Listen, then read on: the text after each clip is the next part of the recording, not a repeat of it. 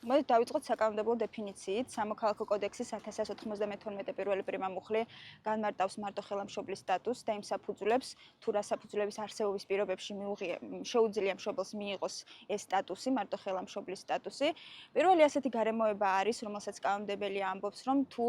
პირს ჰყავს 18 წლამდე ასაკის პირი და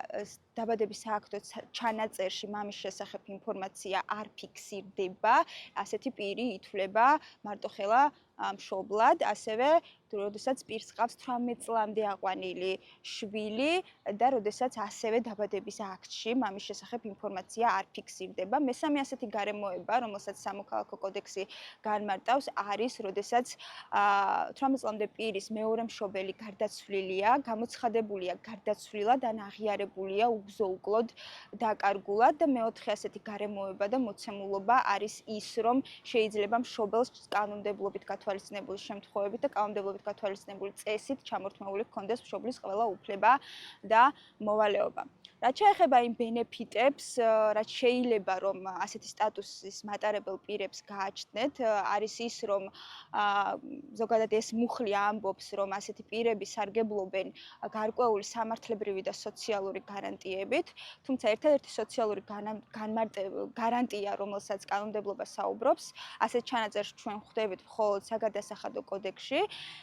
და ამ ჩანაწერის თანახმად მარტოხელა დედები, რომელთა შემოსავალი წლის განმავლობაში 3000 ლარს არ აღემატება, მათი შემოსავალი არ იბეგრება და ამ 20%-ს საშემოსავლო გადასახადისა არ იხდიან. თუმცა იმ შემთხვევაში, როდესაც მათი წლიური შემოსავალი 3000 ლარს აღემატება, ისინი ჩვეულებრივად გადასახადის გადამხდელები არიან. კიდევ ერთი ბენეფიტი, რომელიც შეიძლება ჩაითვალოს ასეთი სტატუსის მატარებელი პირისთვის, არის ის, რომ არასრულწლოვანთან დაკავშირებულ საკითხებთან მიმართებით პირს მარტოხელა მშობელს შეუძლია დამოუკიდებლად მიიღოს გადაწყვეტილებები, მაგალითად ისეთ მოცემულობაში და ისეთ პირობებში, როდესაც